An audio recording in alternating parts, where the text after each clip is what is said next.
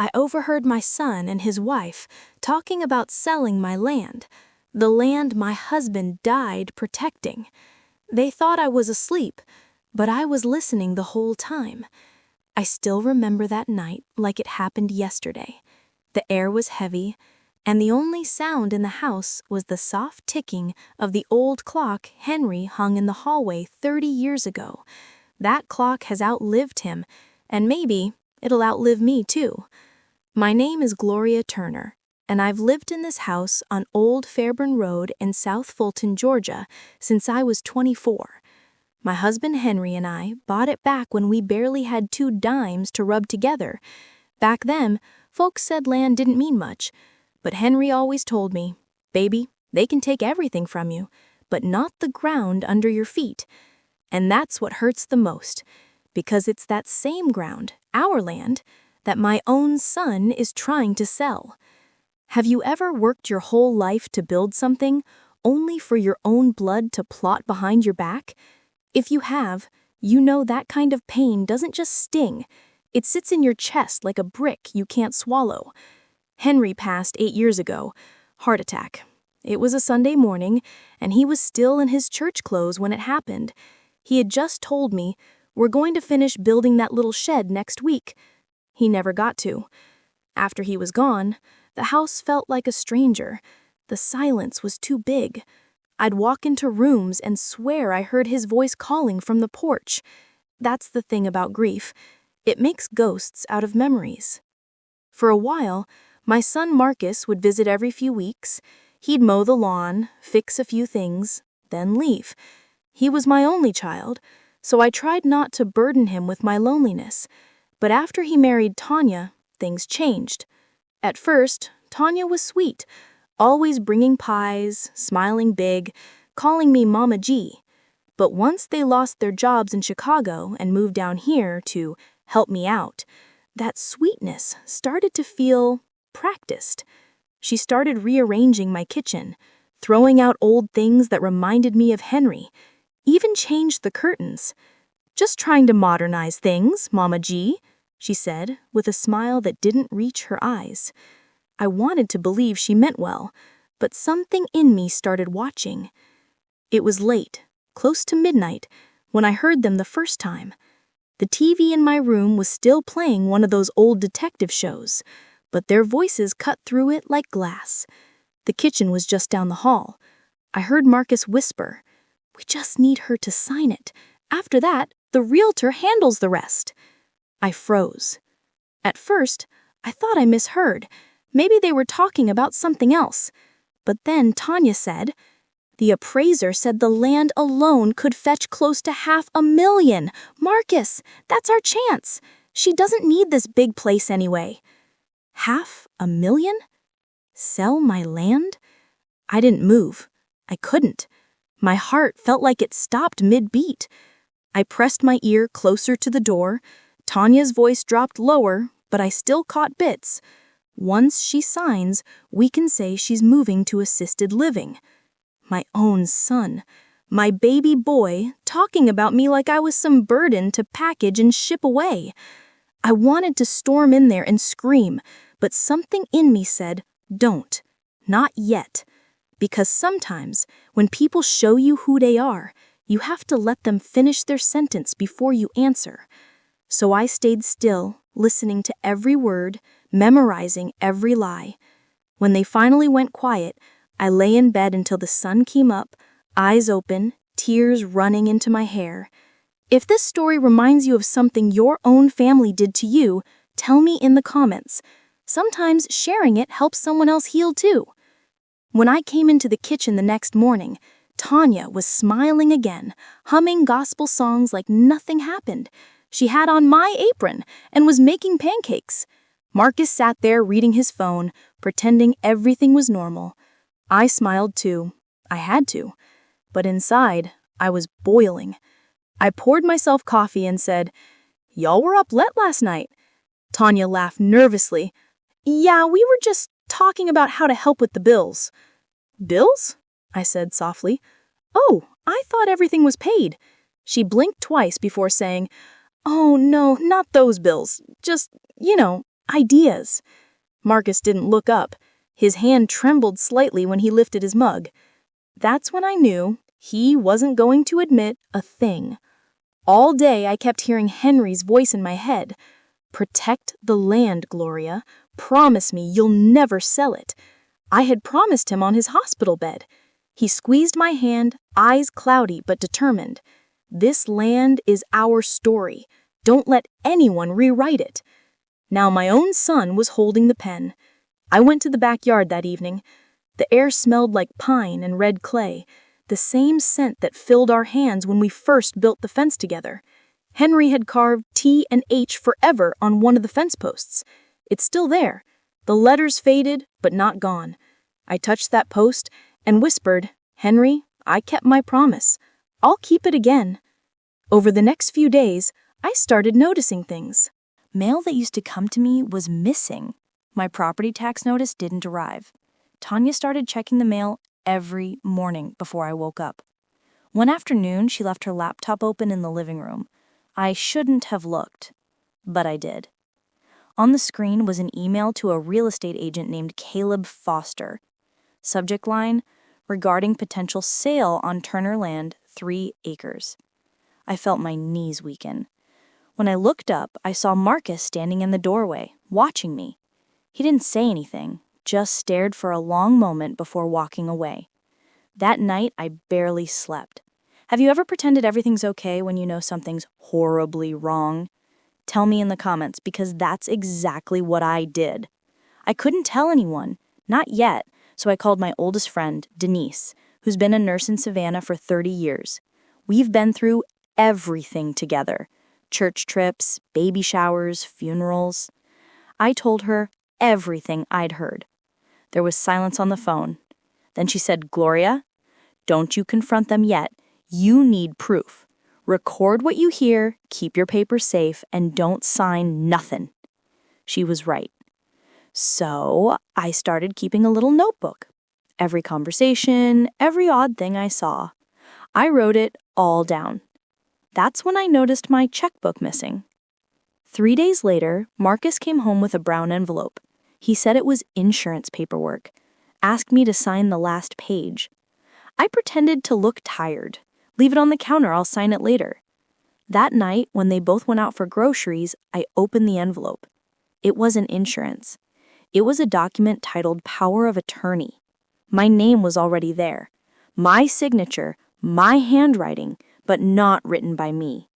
I froze. My whole body started shaking.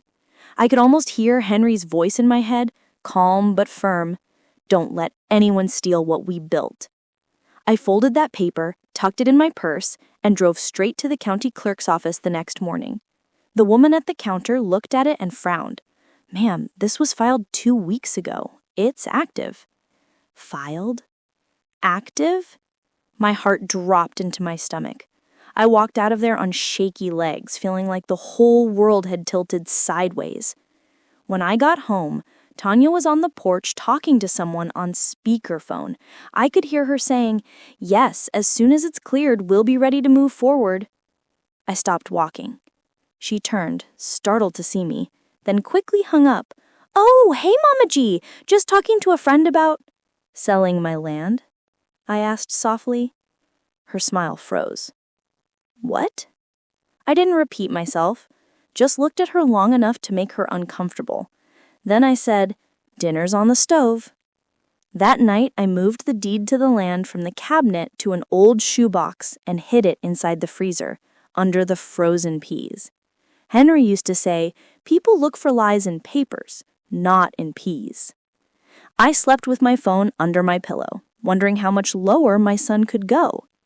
The next morning, Marcus acted normal again, kissing my cheek, talking about job interviews, pretending nothing was wrong. But when I looked in his eyes, I saw guilt and fear. I knew then that I was living in a house with strangers, people who wore my blood, but not my heart. So I made myself a promise. I'd find out just how deep their betrayal went quietly, carefully. Because this wasn't just about land anymore. This was about love turned poison. And if you've ever had to smile through betrayal, you know silence can be the loudest weapon. That same evening, as the sun dipped behind the trees, my phone rang. It was a number I didn't recognize, an Atlanta area code. The voice on the other end said, "Mrs. Turner, I'm calling about the property transfer filed under your name." My chest tightened. "What transfer?" The man paused. "Ma'am, according to county records, your land already has a pending buyer." I dropped the phone. Have you ever been betrayed by someone you love? I didn't sleep that night. My phone call with that man from the county office kept playing over and over in my head. He said my land already had a pending buyer. How could that be when I never agreed to sell anything? The ceiling fan spun slowly above me, and every sound in the house felt louder. Footsteps, whispers, doors closing. I lay still, wondering how long my own child had been lying to me. When dawn came, I decided I wouldn't cry anymore. I'd think, plan, and act, because if I didn't, I'd lose everything Henry and I built. At 9 a.m., I put on my old church suit and drove straight to the South Fulton County Clerk's office again. The same young woman was at the desk. She recognized me right away. "Mrs. Turner, you're back," she said, trying to sound calm. "Yes, baby, and I need to see that file again." She hesitated, then lowered her voice. "Ma'am, I shouldn't show this to you without authorization, but—" She looked around and slid a printout across the counter. On that paper were words that nearly made me fall. Buyer, Calverton Realty Group. Seller representative, Marcus Turner. I pointed at that name with a trembling hand. "That's my son." She nodded slowly. "Yes, ma'am. It says he has power of attorney." I thanked her and walked out before my legs gave up. The parking lot spun for a moment.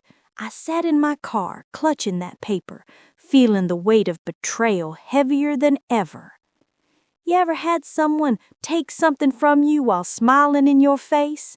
If you have, you know that kind of pain burns hot, then turns cold.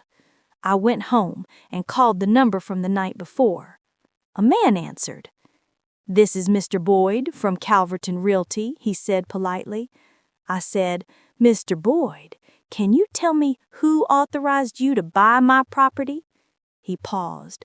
That would be Marcus Turner, ma'am. He said you're moving out soon."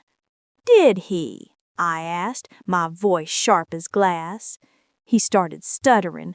"Well, yes, ma'am. I assumed—" I hung up. That was all the proof I needed. Marcus wasn't just planning to sell. He already had. When they came home that evening, I was sitting at the dining table with the document in front of me. I'd cooked dinner, baked chicken, collard greens, and cornbread, just like any other night. They walked in laughing, carrying grocery bags. Tanya looked up and froze when she saw my face. "Y'all eat before you start lying," I said calmly. "What's that supposed to mean?" I pushed the papers toward him. "You tell me, son. You already sold half of what your father worked his whole life for." He looked at the paper and went pale. Tanya stepped back, pretending to look shocked. "Mama G, that's not what you think." I leaned forward. "Then what is it?" Marcus rubbed his forehead. It's complicated. I was just trying to help." "Who?" I cut him off. "Because it sure wasn't me." The silence that followed was thick. That night, neither of them ate, and I couldn't bring myself to cry anymore. I'd crossed over into something colder, a kind of quiet that means war. I called Denise again. When she heard my voice, she said, "Oh, Lord, what did they do now?" I told her everything, the papers, the realty company, Marcus's lies. She sighed long and deep. "Gloria, you need a lawyer. Don't handle this alone." I didn't have one, but Denise's cousin, Brian Caldwell, worked at a small firm in Atlanta. She gave me his number. When I called him, he sounded confident. "Mrs. Turner, if what you're saying is true, they can't legally sell your property. Bring me everything you've got." I met him the next morning at his office on Peachtree Street. It was small but neat, the kind of place that smelled like old books and coffee. He looked through the document, shaking his head. "Ma'am, this signature was forged. I can tell. We can stop this before it goes through." For the first time in days, I felt a little relief. He handed me his card. "Don't confront them yet again. I'll file a motion to block the sale." When I left his office, I sat in my car for a long while, whispering a prayer. "God, if you're listening, please let me see who's real and who's pretending." That night, Tanya was suddenly sweet again. She brought me tea, asked how I was feeling, even rubbed my shoulders. "Mama G, you've been stressed. Maybe we should handle your mail for a while, help you rest." I almost laughed. "You mean hide it?" She blinked. "What?" "Never mind," I said softly, sipping the tea she made but not swallowing much. She smiled tightly. "You know we're just looking out for you?" Something in her tone told me she was trying to convince herself more than me. When she left the room, I poured the rest of the tea down the sink. 2 days passed, no call from Brian Caldwell. I tried calling him, no answer. His voicemail box was full. By the 3rd day, I drove back to his office. The door was locked. A handwritten note taped to the glass read, "Office closed, under investigation." My chest went tight.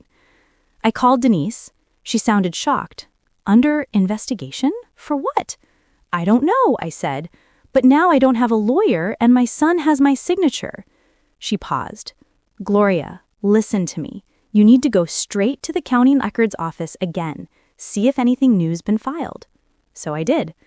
This time, a different clerk pulled up my file. His eyes widened as he scrolled. Ma'am? Looks like there was a partial transfer completed last month. 50% ownership. 50% to who?" He squinted at the screen. "Carla Jennings." The name hit me like cold water. "Who is that?" I asked. He shrugged. "It says co-owner, added after Henry Turner's death." My stomach turned. Henry had never mentioned a Carla Jennings, not once. That night, I couldn't look Marcus in the eye. I just watched him from across the room, trying to see if the man I raised still existed somewhere under that greedy skin. He noticed. "Mom, what's wrong now?" "Who's Carla Jennings?" His face went blank. Tanya looked up too quickly. "Who?" she asked, pretending confusion. I repeated the question slowly. Marcus shrugged. "No idea. Why? You sure about that? Because her name's on my deed." Tanya started gathering plates from the table. "We don't know any Carla, Mama G." Her voice cracked just a little at the end. And that's when I knew they were lying again. The next morning, I packed my purse, got in my car, and drove to Decatur, where the file said Carla lived. It was about a 40-minute drive from South Fulton. When I pulled up to the address, it was a small white house with blue shutters and a porch swing. A woman in her late 50s was watering flowers out front. "Excuse me," I called. "Are you Carla Jennings?" She turned, startled. "Yes, ma'am. Can I help you?" I introduced myself. "Gloria Turner. I believe we have a property matter to discuss." Her expression changed instantly. She set the watering can down slowly. "Oh, you're that Gloria." "What do you mean, that Gloria?" She sighed. "Henry's wife." I froze. "You knew my husband?" Carla nodded, looking uneasy. "Knew him real well. But maybe this conversation should happen inside." Her house was tidy, full of plants and family photos. I noticed one right away, a younger Henry standing beside Carla, smiling. My heart stuttered. "That picture," I whispered. She looked at it too. "That was taken in 1983. But Henry and I were married in 1985. Carla sat down. "Gloria, I'm not trying to hurt you, but Henry and I were married in 1981. He left in 84 and never filed for a divorce. I found out later he remarried. My throat tightened. You're lying. She shook her head. No, ma'am. I have the papers. She handed me a file from her drawer, their old marriage certificate, still sealed with county stamps. I felt the room spin. How did your name get on my deed? I asked. Because Henry and I bought that land together, she said softly. Half in his name, half in mine. He promised he'd fix it before he passed. I stood there shaking, gripping my purse to stay upright. Then she pointed to another photo on the wall. Henry holding a baby boy. My heart nearly stopped. Carla looked down. That's our son, Aaron. Your what? Our son, she repeated quietly. He's 40 now. Lives in Marietta. Henry tried to keep in touch with him for years, but I guess he couldn't face telling you. I couldn't speak. My body went cold. After a long silence, I said, So, half my land belongs to you? She nodded. Technically, but I never claimed it until your son reached out to me a few months ago. My voice trembled. Marcus? She looked up slowly. Yes. He said he wanted to make things right, that he wanted to buy my share. My chest felt like it would burst. So that's how you got involved? She nodded again. I didn't know he was trying to take your part too. He told me you'd agreed. I took one step back. He lied to you, just like he lied to me. On the way back to South Fulton, I couldn't stop replaying everything in my mind. Henry's secret marriage, another child, Marcus contacting that woman behind my back. I gripped the steering wheel so tight my knuckles turned white. When I pulled into the driveway, Tanya was outside watering plants. She waved cheerfully. Where'd you go today, Mama G? Just handling some business, I said. She smiled, but her eyes darted nervously. You sure everything's okay? Oh, everything's fine, I said with a smile she didn't recognize. But things are about to get interesting. Later that evening, as I sat in my living room reading the same papers Carla gave me, I heard Marcus on the phone in the next room. He said quietly, Yeah, she found out about Carla. Don't worry, I'll handle it. Handle it. Those words hit me like a storm. That's when I realized I was no longer just fighting for land. I was fighting for my sanity, my legacy, and maybe my life. When I went to bed that night, I slipped Carla's file under my pillow because by morning I knew I'd need it. What I didn't know yet was that there was another secret waiting, one that would change everything I thought I knew about my husband, my son, and that land. Would you forgive your husband if you found out he had another family? What would you do if your child lied to you like this? Have you ever discovered a secret years after someone died? If this story shook you like it shook me, subscribe now, because what I discovered next about Henry's past nearly destroyed me. You won't believe what's coming in Chapter 3. The next morning, the house felt colder than usual. It wasn't the weather. It was what I'd learned. I'd spent all night turning over in bed, thinking about Henry's other wife, that woman named Carla, and the son I never knew existed. But what haunted me most wasn't Henry anymore. It was Marcus, my own flesh and blood, lying to me while sitting at my table, eating food I cooked with the same hands that raised him. When I looked at him now, I didn't see my son. I saw a stranger who'd already decided that my life and my land were up for sale. The next day started like any other. Tanya was frying eggs. Marcus was scrolling through his phone at the counter. I sat across from them, calm, quiet, pretending to read a newspaper. But inside, my mind was racing. I knew they were planning something. Every look they shared, every whisper when I walked out of the room, I noticed it all. Around noon, Marcus said, Mom, we need to talk about finances. I folded the paper slowly.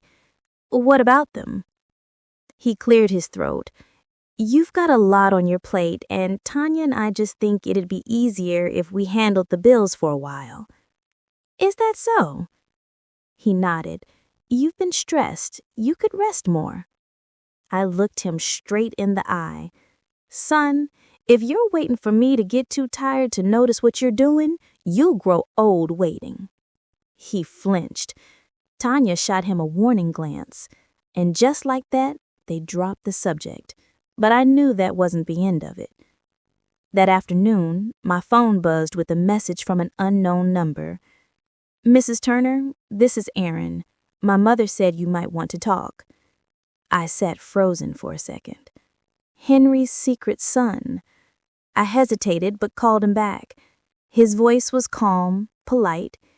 He said, Ma'am, I didn't mean to cause trouble, but I think there are things you should know about the land, about my father. I agreed to meet him at a small diner near Marietta Square. When I walked in, he stood up right away, tall, light-skinned, probably early 40s, wearing a gray jacket. He looked nervous, like he wasn't sure whether to hug me or shake my hand. We sat. I ordered coffee, he ordered tea. He said softly, I never met you, Mrs. Turner, but my mom always said you were kind. My dad, he talked about you. That stopped me cold. He talked about me? Aaron nodded, said you were the woman who gave him peace when life got too noisy.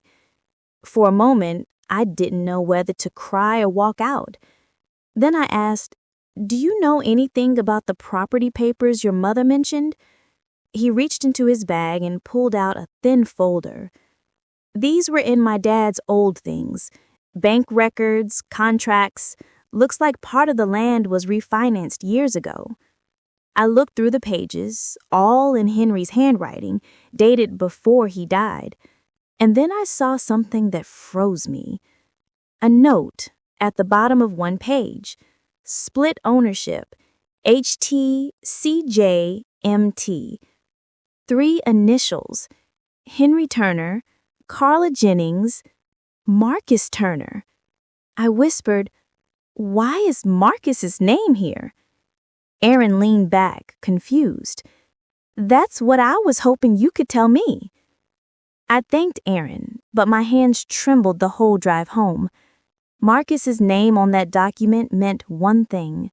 Henry had trusted him with something I didn't know about, or Marcus had found a way to add himself after Henry died.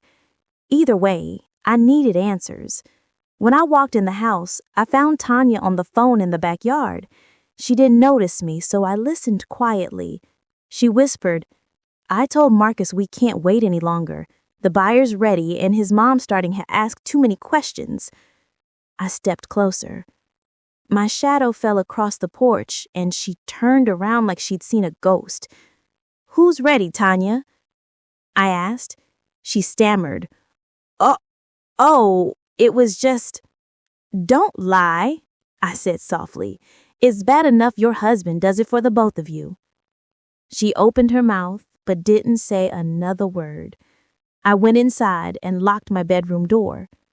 That night, I went through Henry's old roll-top desk. He used to keep important papers in there. Tax forms, receipts, land deeds. For years, I hadn't touched it, not even after he died. But now, I needed whatever truth it still held.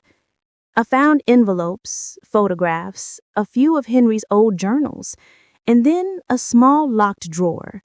The key was still taped under the desk, exactly where Henry had left it. Inside, I found something that made my breath catch. A letter, addressed to me, dated 6 months before his death. My hand shook as I opened it. Gloria, if you're reading this, I didn't get the chance to explain everything. The land papers are not as simple as they look. Carla's name is still attached to half of it, and I left Marcus instructions to fix it if I passed. Don't be mad at him. I trusted him.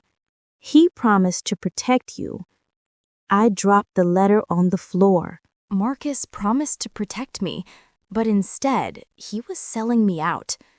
Henry trusted the wrong son. I gathered every paper, every note, and drove back to the county office first thing in the morning. I asked to see every file linked to the property, old and new. The clerk printed a thick packet.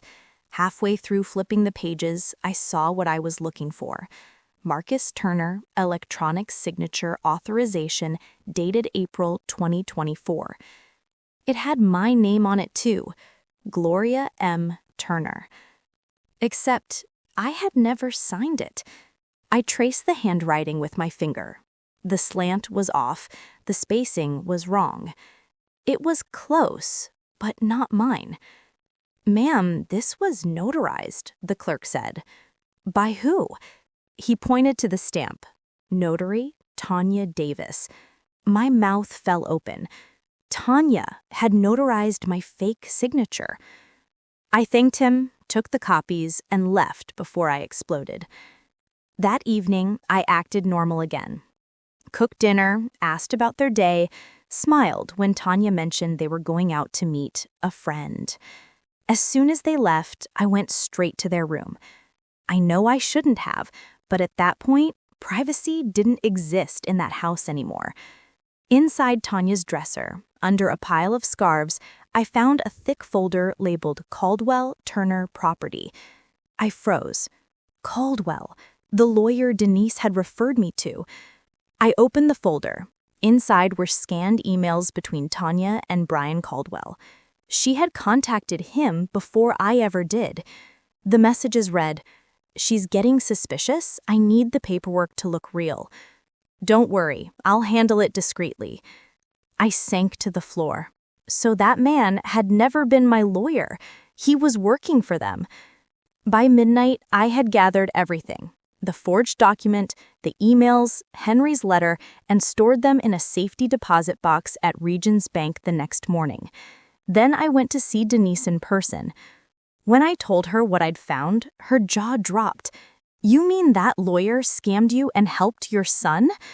"Yes," I said quietly, "and I have the proof." Denise leaned forward. "Gloria, you can't let them get away with this, but be careful. They sound desperate." I nodded. That's what worries me most, because desperate people do foolish things. 2 nights later, I decided to test them. I called Marcus into the living room. "Son, I've been thinking," I said softly. "Maybe it's time I downsize. This house is too big." His eyes lit up. "Really?" Tanya walked in, pretending surprise. "Oh my gosh, Mama G, that's wonderful." I smiled faintly. "But before we do anything, I want to see the realtor myself." Marcus hesitated. "Oh, he's busy this week." "Then I'll wait," I said calmly. He forced a smile. "Sure, we can set that up." I could see it in his eyes, panic trying to hide behind confidence. Late that night, I heard Tanya on the phone again. Her voice was urgent, shaky. "I don't care what it costs, just make sure those papers go through. She's starting to play smart." I recorded it, every word. Then I quietly stepped outside to my car and sent the audio to Denise's phone. That's when I noticed something under the wiper, a small folded paper. I opened it. In neat handwriting, it said, "Stop digging, Mrs. Turner, or you'll regret it." No signature, no address, just that one sentence. I sat in my car shaking, not from fear, but from anger. They thought I could be scared into silence. They thought I was too old, too weak, too naive. But they forgot something. Age teaches you patience, and patience wins wars. So I went back inside, smiled, and acted normal again. Because sometimes the best revenge is letting your enemy think you're still asleep. The next morning, my phone rang again. A number I didn't recognize. "Mrs. Turner," a voice said, "this is Investigator Lynn Parker from the Fulton County Fraud Division. We received some flagged property documents connected to your name.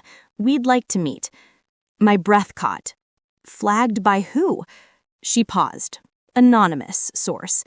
I smiled to myself. Denise. She told me to meet her the next day at their downtown office. I looked around my kitchen one last time. Tanya humming, Marcus pretending to be busy, and me quietly holding their downfall in my purse. They had no idea what was coming.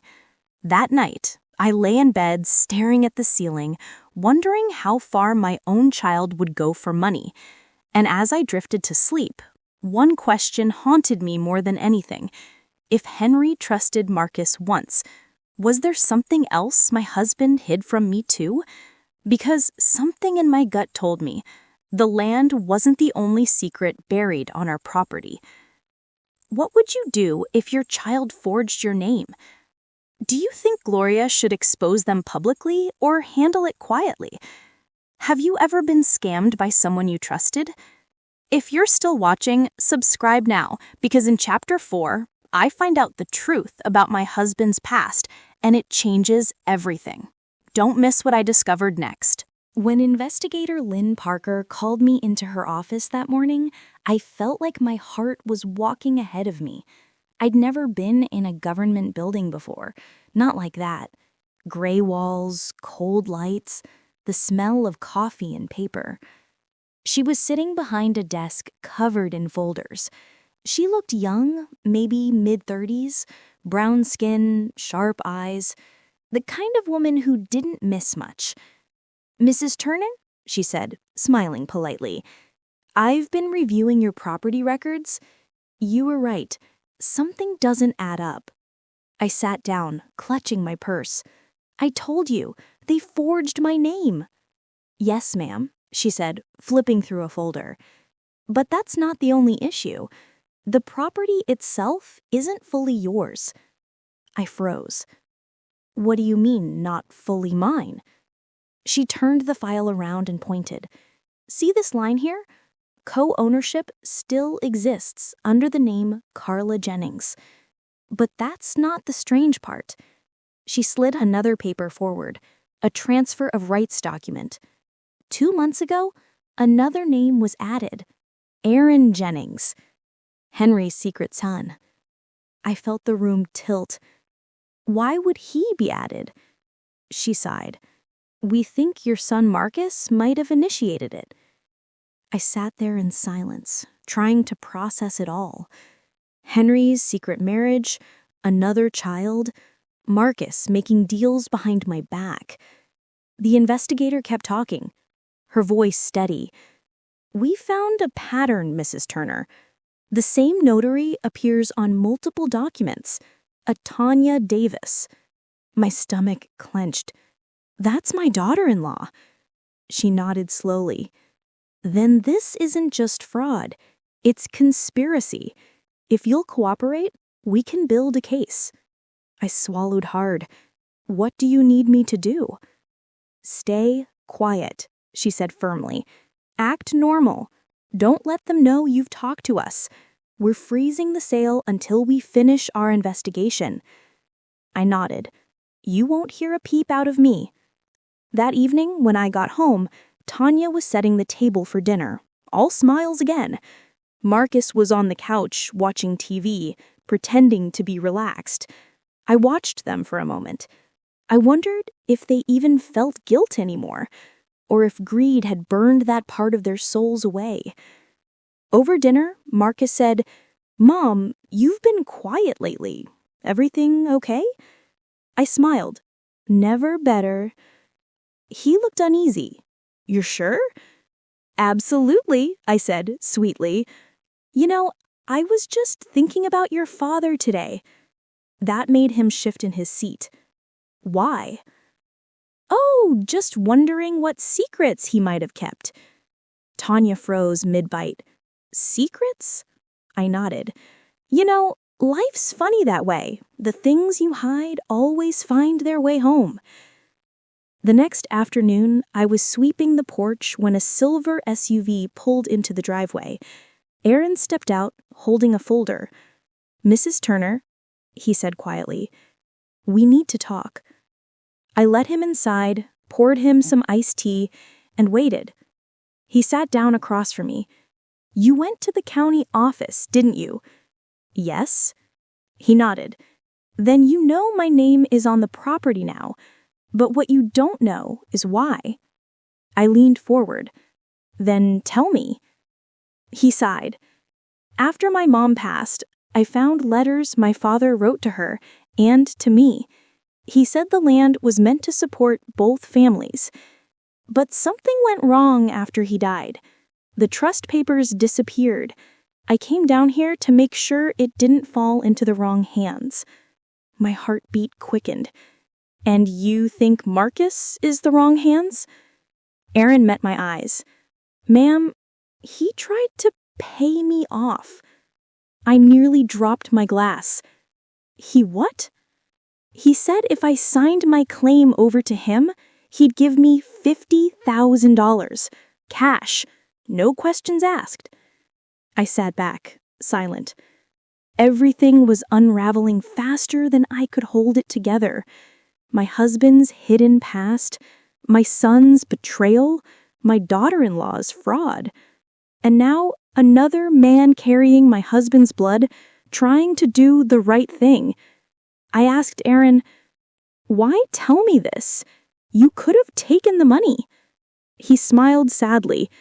"Because when I met you, I saw the woman my father described in his letters. He said you were strong, fair, and that if I ever met you, I'd know what integrity looked like." Tears welled up in my eyes. He handed me a folded paper. This was one of the letters. I thought you should have it. It was in Henry's handwriting. My throat tightened as I read. "To my wife Gloria and my son Aaron, if anything happens to me, the truth about this land will one day come out. It belongs to those who protect it, not those who sell it." I looked up at Aaron, my hands trembling. "Protect it from who?" He said softly, "That's what we need to find out."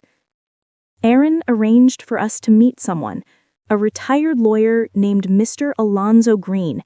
He used to handle property trusts for families like ours years ago. We met him in a small cafe in College Park.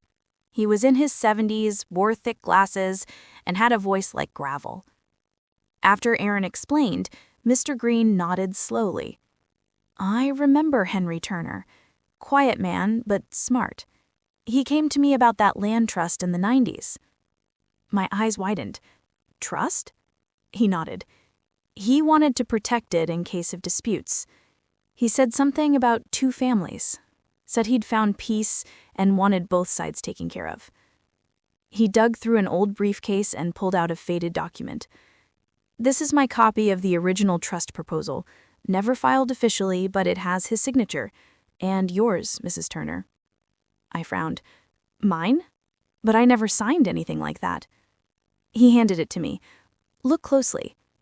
The signature was indeed mine. Perfect. Identical. But I had never seen this paper in my life. I looked up slowly. Someone used my signature again. Aaron clenched his fists. "Marcus." Mr. Green sighed. "If this was filed recently, it means someone took my draft and used it to legitimize a fake trust." I whispered, "Why?" He leaned forward. "Because whoever controls the trust controls the land." When I got home that evening, I found Marcus sitting on the porch. He smiled, but it didn't reach his eyes. "Mom, we need to talk," he said. I sat down beside him, silent. He took a deep breath. "Look, I know things have been tense, but this whole land situation, it's complicated. Dad made promises he couldn't keep." I raised an eyebrow. "Promises like what?" He hesitated. "To another family." I stared at him. "You knew about them." He nodded slowly. "I've known for years." I gripped the armrest to keep from shaking. "And you didn't tell me?" He sighed. "I didn't want to hurt you. But when Dad died, I found out about Carla and Aaron. He left instructions for me to fix the ownership issue, but I couldn't. The taxes piled up, and Tanya thought selling was the only way out." I looked at him long and hard. "You didn't just try to sell it, Marcus. You tried to erase me." His eyes welled up. I didn't mean to. Stop. I stood. You meant every bit of it. I walked back into the house, leaving him sitting there, head in his hands. The next morning, as I was pouring coffee, there was a knock on the door. When I opened it, a woman in a gray business suit stood there. Mrs. Turner? I'm Elaine Sanders from Calverton Realty. We've been trying to reach your son, but his number's disconnected. My heart skipped. Why are you trying to reach him? She smiled politely. We just need confirmation. The sale he initiated has one document missing. Your final consent? I forced a calm smile. Let me see the paperwork. She handed me the folder. I flipped through it. At the bottom was a section labeled Transfer Authority Signature. And right there, another forged version of my name. I took a deep breath, closed the folder, and said, Miss Sanders, you'll want to contact the Fulton County Fraud Division. That sale is frozen. Her face changed instantly. Frozen? Yes, I said, my voice steady. And if your company continues that deal, you'll be joining my son in court. I shut the door before she could reply. That evening, Marcus stormed in. What did you do? I told the truth. You had no right to... I had every right, I snapped. You've been stealing from me under my own roof. Tanya appeared in the doorway, arms crossed. We were just trying to survive. By destroying your own family? I said. Henry's blood should have meant loyalty, not greed. Marcus slammed his fist on the table. You don't understand, Mom. There's more to this than you think. I looked him dead in the eye. Then make me understand. He hesitated, chest heaving, and said, Dad left a second will, one that changes everything. For a moment, I didn't move. What will? Marcus ran to his room and came back with a folder. I wasn't going to show you this yet. He opened it and handed me a single page. It was Henry's handwriting, undeniable. If the land cannot remain whole, it shall pass to the rightful heir who carries both my name and my blood. I frowned. Both his name and his blood? Marcus nodded. That means Aaron and me, half each. I looked down at the paper again, and that's when I saw it. The date. Dated 2 days after Henry's death? My head snapped up. How could he have signed this after he died? He froze. The truth hit me like lightning. You forged this too. He stammered, No, it's not. But the look on his face said it all. That paper was fake, just like every other thing they'd done. I tore the document in half and threw it on the floor.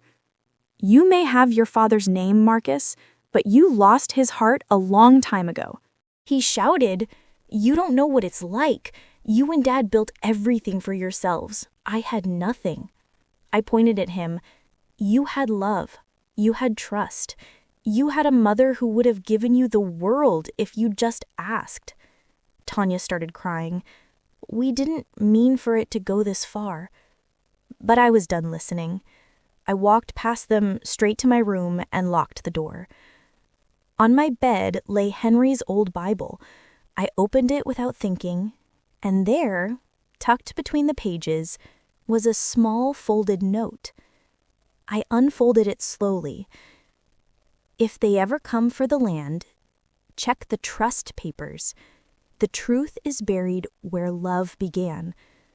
My breath caught. I knew exactly what that meant. Henry had proposed to me under the old oak tree behind the barn. That's where love began. And I suddenly realized whatever proof he left behind might still be out there.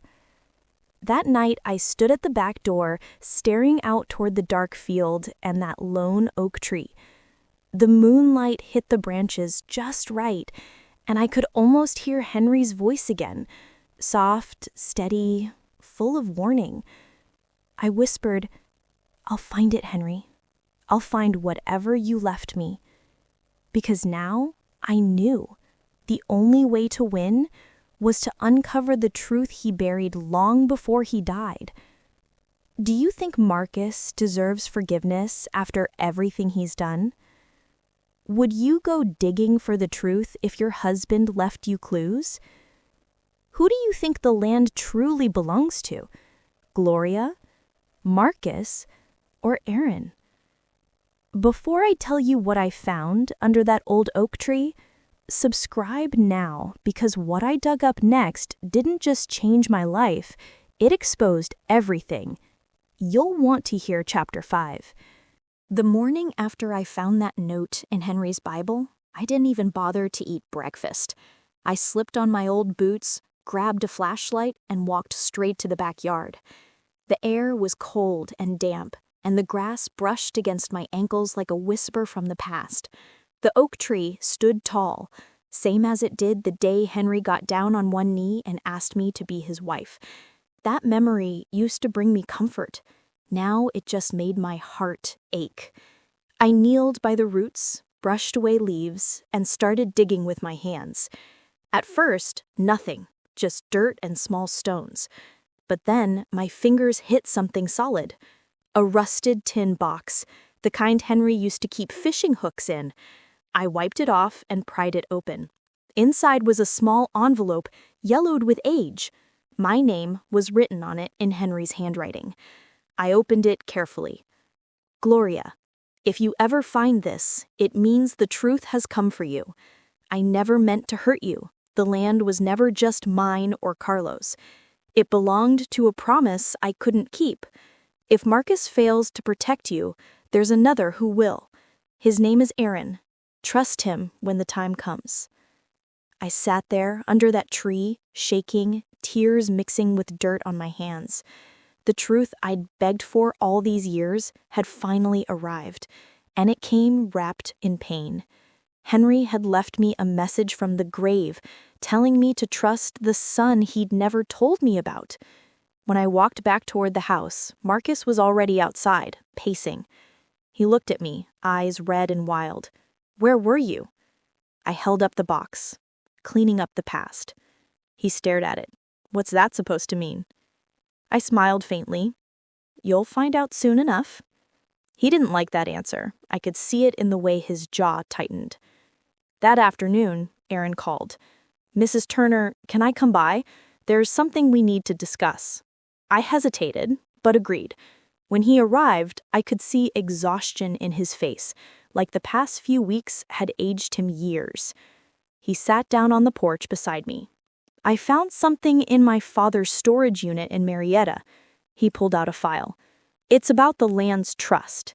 He handed me a stack of papers, handwritten notes, drafts, copies of bank slips. But one paper stood out. At the top was the name Greenwood Family Trust, and under it, Henry's signature. Aaron pointed to a paragraph halfway down. Upon my death, management of the Greenwood Trust shall pass to my designated trustee, Marcus Turner, until rightful heir demonstrates intent to preserve the legacy. Preserve the legacy, I whispered. What does that even mean? Aaron shrugged. That's what I'm trying to figure out. It's vague, almost poetic, but I think it's a test. I looked at him. A test of what? He said softly. Of loyalty. Of who really deserves to hold the land. I didn't want to admit it, but I was starting to see Aaron differently. He didn't act entitled. He didn't demand. He just wanted answers, same as me. And in a strange way, it felt like he understood Henry better than Marcus ever had. But I couldn't ignore one truth. Marcus was my son, the boy I carried, fed, loved. And even though he'd betrayed me, that love didn't disappear overnight. I turned to Aaron. You said you found those papers in a storage unit. Were they yours? He shook his head. No, someone rented the unit last month under Marcus's name. When he missed a payment, the manager called me because Dad's name was on the box labels. My chest tightened. Marcus tried to hide this from both of us. Aaron nodded. He's desperate. I think he's scared that the truth will cut him completely out. I sighed. He should have been scared of losing his mother, not the money. 2 days later, Tanya knocked on my door. Her voice was soft, like she was trying to sound human again. Mama G, Marcus wants to have dinner tonight. Just us, no arguments, no tension. He wants to talk. I didn't believe it for a second, but I went. We sat around the same table we'd shared 100 times before, but this time the food tasted different, like it had a purpose, not to feed, but to hide something. Marcus started. Mom, I know you've been through a lot lately. I messed up, but I swear I was just trying to protect what's ours. I stared at him. By lying, forging, and stealing? He didn't answer. Tanya reached for my hand, but I pulled away. Marcus sighed. Look, I met with Aaron. That made me blink. You did what? He nodded. He came to me, said he wants to end this peacefully. I narrowed my eyes. And you believe him? He shrugged. He's not after money. He said he just wants the land to stay in the family. Maybe he's not as bad as I thought. For a moment, I almost believed him, but then he said something that chilled me. He mentioned a letter Dad left for him, one you've probably seen. He said you're hiding something. I set my fork down. He said that? Marcus nodded slowly. So, are you? It was clear what was happening. Aaron was trying to build my trust, and Marcus was trying to manipulate it, both circling the same piece of land like hawks. I stood up. Dinner's over. Mom, I said it's over. I walked to my room and locked the door. My heart was pounding. If Aaron told Marcus about the letter under the tree, that meant he knew exactly what Henry had written to me, including the part about trusting Aaron when the time comes. Was Aaron truly trying to protect me or playing his own game? That night, I couldn't sleep. I kept thinking about that phrase from the trust paper, the rightful heir who demonstrates intent to preserve the legacy. It had to mean something specific. So I called Mr. Green, the retired lawyer who'd helped Henry decades ago. He picked up on the second ring.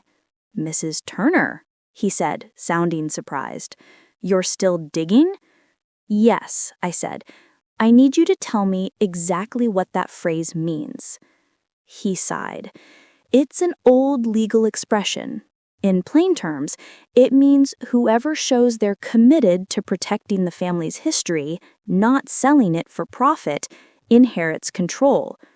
So if I prove I'm the only one doing that, he finished my sentence, then the land becomes yours completely.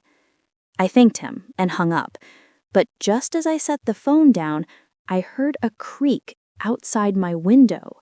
I peeked through the curtain. Someone was standing near the oak tree.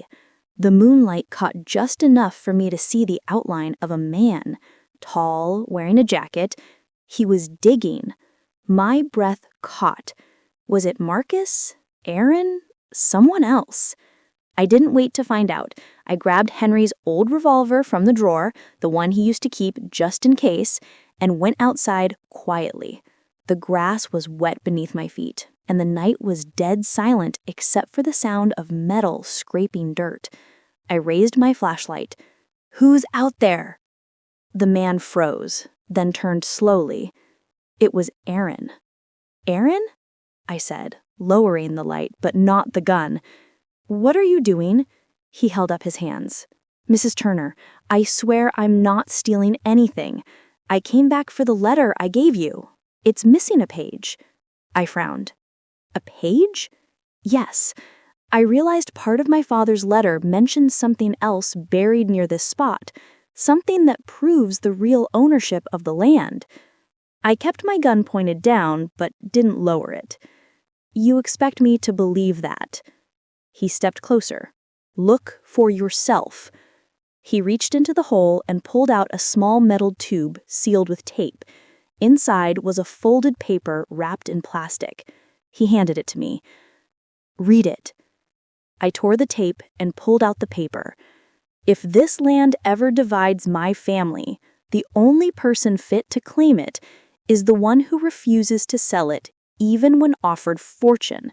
The trustee's decision shall confirm this intent." Aaron whispered, "It means you." I shook my head. "Why me?" He smiled faintly. "Because you never tried to sell it. Everyone else did." I felt tears in my eyes again, not from sadness this time, but something closer to relief. For the first time, I believed Henry might have trusted me all along. The next morning, I called Marcus and told him to come home. When he arrived, Aaron was already sitting on the porch beside me. Marcus stopped in his tracks. "What's he doing here?" I said calmly, "We're finishing what your father started." Aaron stood. "We found the rest of the letter." Marcus laughed bitterly. "Of course you did." I handed Marcus the paper. "Read it." He skimmed it and then threw it down. "This doesn't change anything. I'm still Dad's legal heir." I looked him dead in the eye. "No, Marcus, you're just his blood. But Aaron, his responsibility. And I'm the keeper of his promise." He clenched his jaw. "You're choosing him over me?" I said softly, "I'm choosing truth over lies." For a long moment, none of us spoke. Then Marcus turned and walked away, slamming the screen door behind him.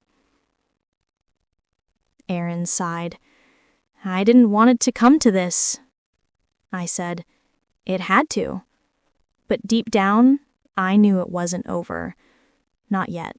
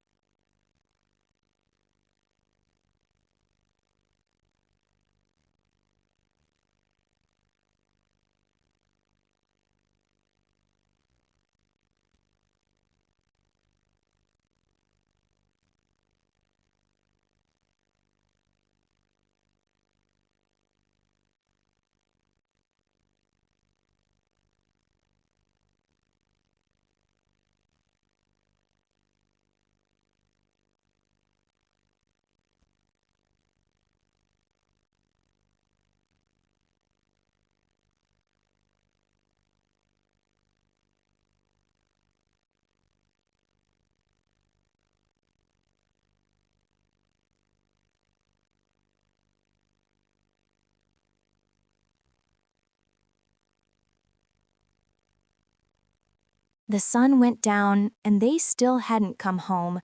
That should have comforted me, but instead, it made the house feel haunted.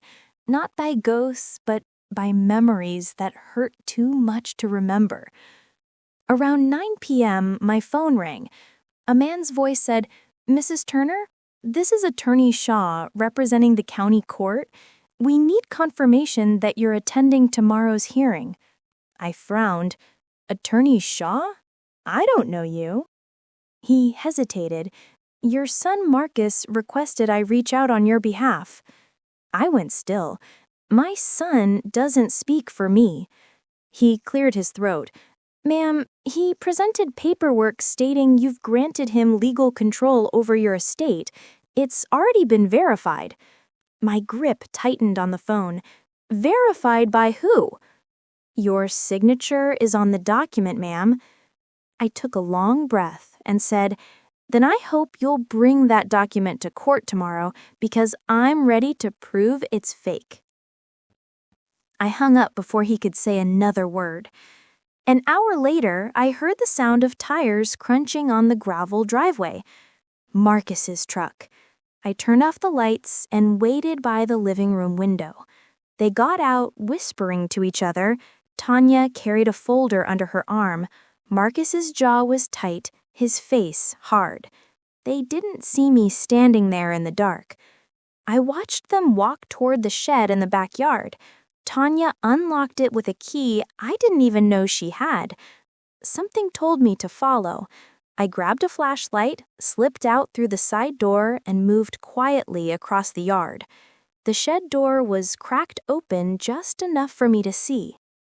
Inside were boxes, mine, labeled legal, bank, personal.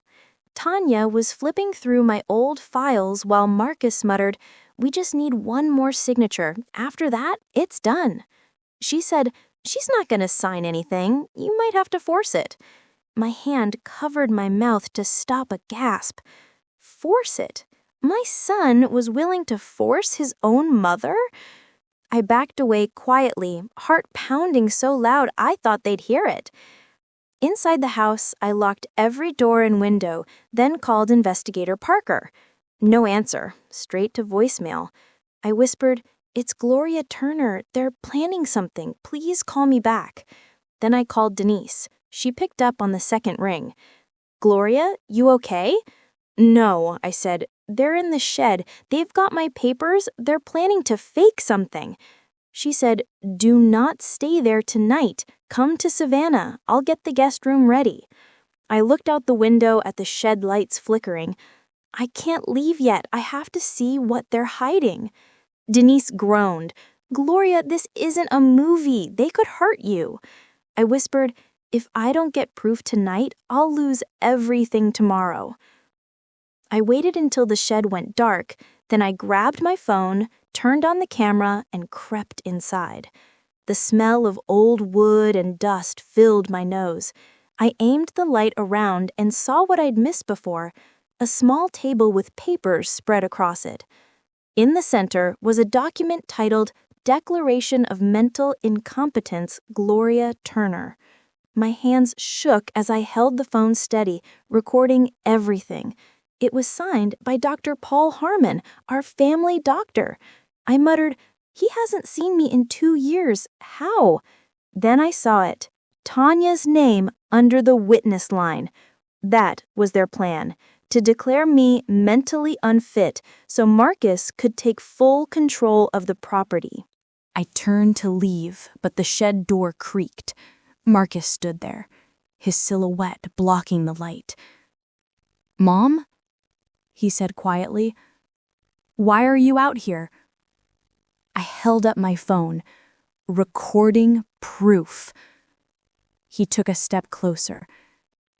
"You shouldn't have seen that." I steadied my voice. "What kind of man are you, Marcus? Is this what your father raised you to be?" He clenched his fists. "You wouldn't understand." "I understand enough," I said. "You forged, you lied, and now you want to paint me as insane. That's not survival. That's evil." He looked down for a moment, then back up with tears in his eyes. "I just wanted a fresh start, Mom. You never let me forget I wasn't good enough. Dad loved you more than he ever loved me." My heart ached, but my voice stayed strong. "You don't fix pain by breaking the person who caused it." He stepped closer. "Give me the phone." I shook my head. "You'll have to take it from me."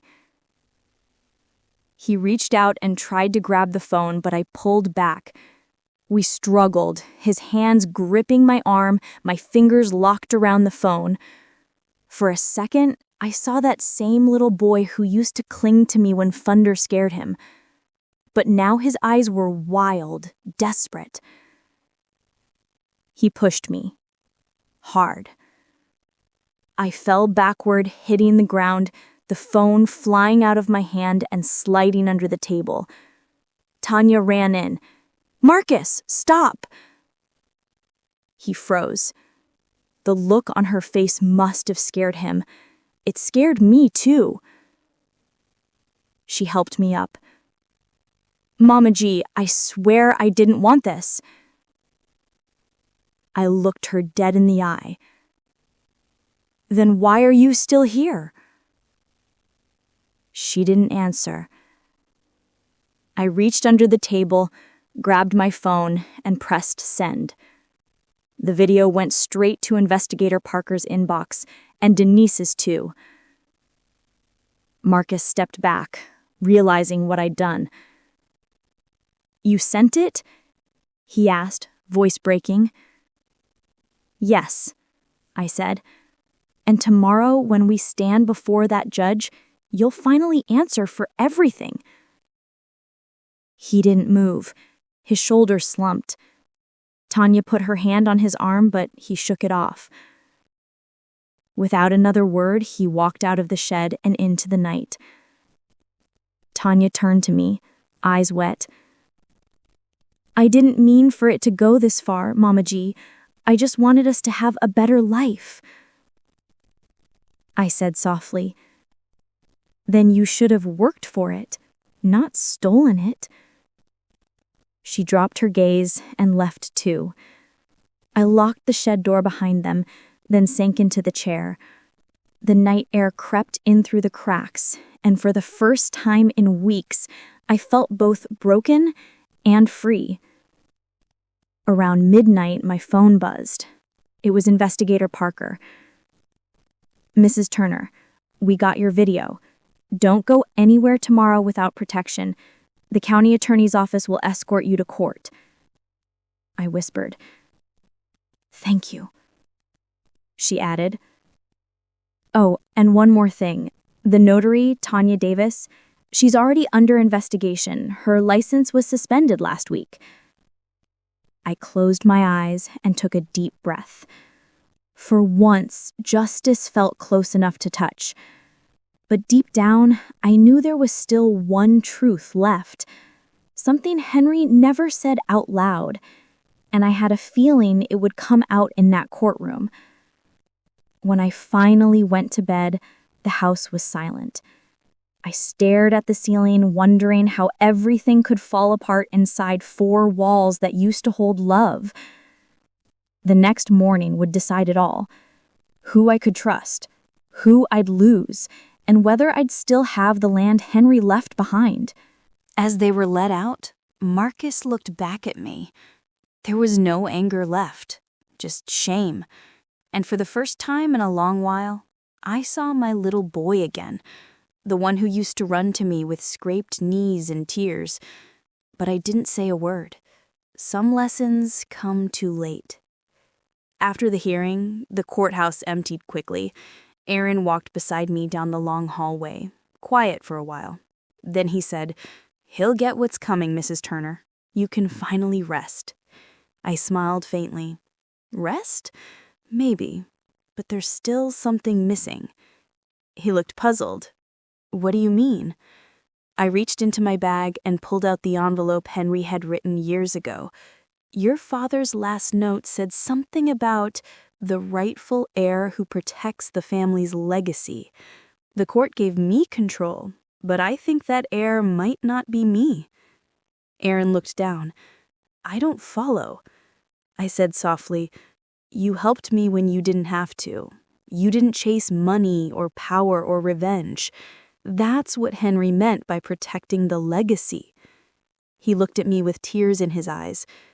"Mrs. Turner, I don't deserve it." I smiled. "Maybe not, but you've earned my trust."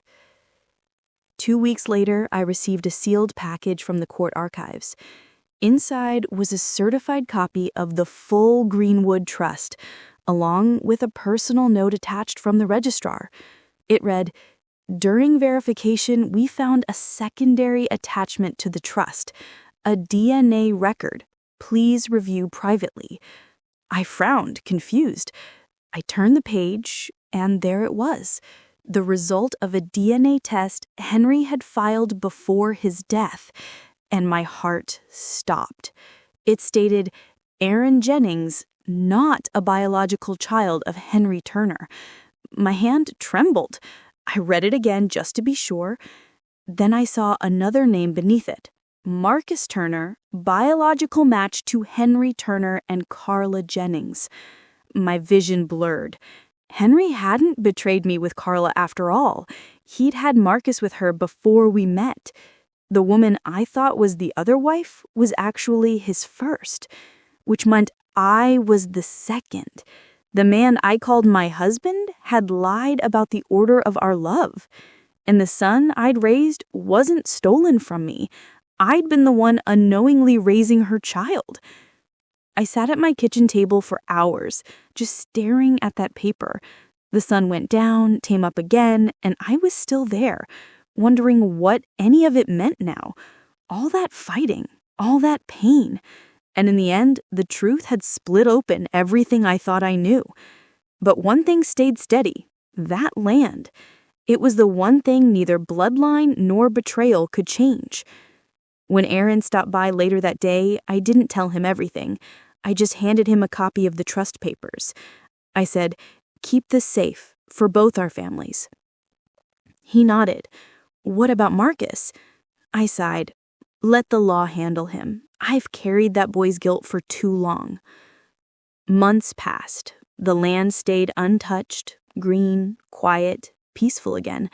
I planted magnolias along the fence, one for each truth I'd uncovered. Henry's lies, Marcus's greed, Aaron's heart, and my own strength. Sometimes I'd stand on the porch and watch the wind move through the trees. It reminded me of Henry's voice, steady, protective, full of contradictions I'd finally learned to forgive. People in town still whispered about that Turner case. They said I was lucky, but luck had nothing to do with it. What saved me was faith. Faith that truth doesn't die, it just waits for courage to wake it up. One evening, I was watching the sunset when a mail truck pulled up. The driver handed me a small envelope. No return address, just my name. Inside was a single photo. Me, Henry, and a baby boy I didn't recognize. On the back, in Henry's handwriting, it said, "Our beginnings were messy, but love still made us a family." I pressed the photo to my chest, tears falling before I could stop them. I whispered, "You were right, Henry. We are still a family, just not the one I expected." And as the last bit of sunlight touched the old oak tree, I felt peace for finally a year, because the truth, no matter how painful, had finally set me free. But that peace didn't last long. A week later, a black car parked near my gate, same car I'd seen outside the courthouse months ago. A man in a dark suit stepped out, holding a folder marked, "Confidential Greenwood Estate Review." He handed it to me silently and said, "Ma'am, there's been an appeal." My heart dropped. I opened the folder and saw one line that froze me. It read, "New claimant, Carla Jennings, Jr." I whispered, "Lord, how many more secrets did you keep, Henry?" Should Gloria fight the new claimant or finally let it go? Would you forgive Henry if you found out a truth like that? Do you think Marcus deserved what he got, or did he suffer enough?